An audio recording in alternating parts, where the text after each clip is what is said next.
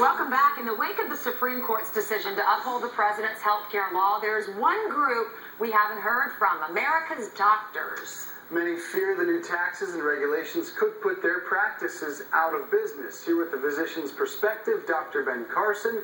He's the director of pediatric neurosurgery at Johns Hopkins. He was also awarded the Presidential Medal of Freedom. Great to see you, doctor. Thank you. Nice to be here. Why will this put doctors out of business? Well, do we need health care reform? Absolutely. There's no question about that. But the aim really should be to lower the cost and to make access better. What has happened with the increasing number of regulations that keep coming down, it seems like on a monthly basis, is it detracts from the physician's ability to take care of their patients. And it makes them have to hire more people. You have to hire all kinds of insurance specialists because there's so many different insurance forms and different ways of submitting bills, different ways of collecting. We need to bring some kind of uniformity there. We need to bring logic into the system, basically.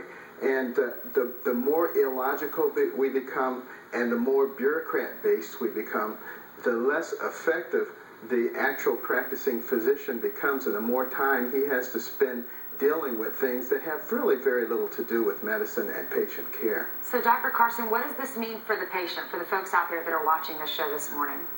Well, it means that there's going to be fewer physicians who can devote the necessary time to patient care because they're devoting time to so many other superfluous things. Couple that also with the fact that with this massive health care reform bill, there's nothing in it about tort reform. This is a major problem. I know some have come along and say, well, it's only about $5 billion. That's a ridiculous number. It's much more than that, defensive medicine costs and the ramifications thereof. And one of the things I think that's going to be necessary, we can't simply sit around and complain about this 2,700 page bill.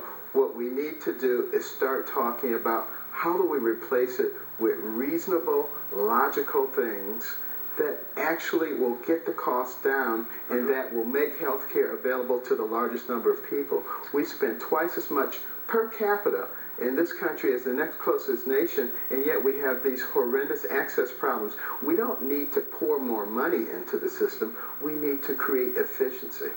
Doctor, you sound like you're echoing some similar sentiment that we just heard from Ken Cuccinelli, the Attorney General from Virginia. He said that we need first to be able to compete for insurance across state lines. How would that change the equation? Because one of the concerns with this bill is that premiums, instead of going up, or instead of going down, are going to go up anywhere from 20 to 40%.